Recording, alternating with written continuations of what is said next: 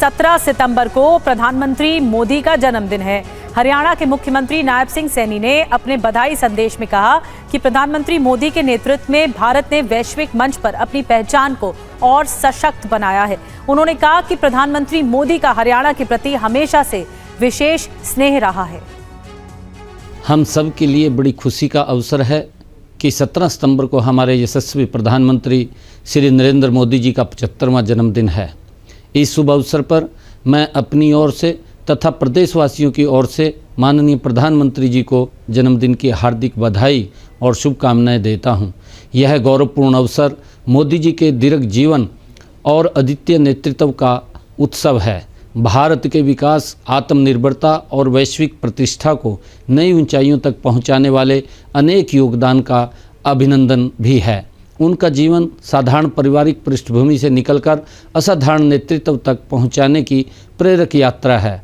उन्होंने अपनी दूरदृष्टि, अटूट संकल्प, कठिन परिश्रम और राष्ट्र के प्रति समर्पण से यह सिद्ध किया है कि नेतृत्व केवल पद से नहीं बल्कि सेवा, त्याग और ईमानदार प्रयासों से स्थापित होता है।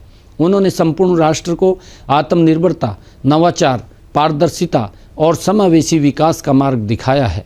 उनके नेतृत्व में भारत ने वैश्विक मंच पर अपनी पहचान को और सशक्त बनाया है। माननीय प्रधानमंत्री जी का हरियाणा के प्रति हमेशा से ही विशेष स्नेह रहा है। उनके कुशल मार्गदर्शन में हरियाणा ने आर्थिक क्षेत्र में प्रगति की है, साथ ही सामाजिक समरसता और नवाचार के क्षेत्र में भी उल्लेखनीय सफलता प्राप्त की है। माननीय प्रधानमंत्री जी ने समय समय पर हमें अनेक बड़ी सौगातें दी हैं।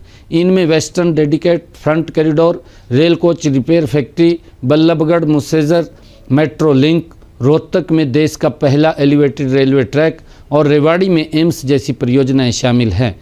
इनसे हरियाणा के विकास को एक नई गति मिली है। उनके विचार, उनकी प्रेरणा और उनके प्रयास हमें नई ऊंचाइयों की ओर अग्रसर करते रहेंगे। हमें उनके स्वस्थ, दीर्घ और प्रेरणादायी जीवन की कामना करते हैं। उनके कुशल नेतृत्व में भारत का भविष्य उज्जवल है। अंत में मैं एक बार फिर माननीय प्रधानमंत्री जी को उनके जन्मदिन की हार्दिक बधाई एवं शुभकामनाएं देता हूं।